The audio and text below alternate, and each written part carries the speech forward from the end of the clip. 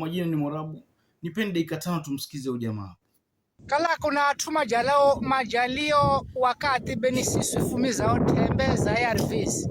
Kafudi makusahau kama rebefika ukisha tasiku mwenga mana vina madara. Na suchirefu naanza kuishi kunyafaka jogagara. Inabidi futuri zire wakati furie kisha upige zoezi ili mwiri ukadime ukala tototo. Zulorizo ahenzwi mulungwana ahenzwa mdaishi maisha mare kushinda wazima. Guys, mambo vipi?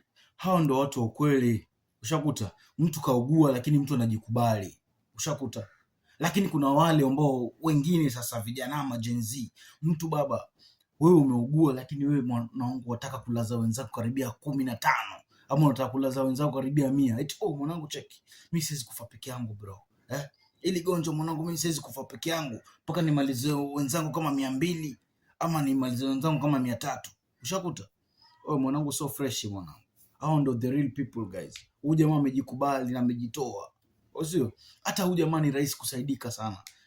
Anaweza pata itoaje wale ma USA wale jamaa wanasaidia wale. Ni rahisi sana kusaidika kwa sababu mtu amejiamini na amejikubali na amejitoa mbele ya watu wengi. Ushakuta? Lakini wale wengine wanataka kulaza wanatembea na watu wadogo, wale wengine kuna watu wanafanya ufala man. Watu wengine wanaugua ugonjwa lakini wanafanya vitu ambavyo vistahili.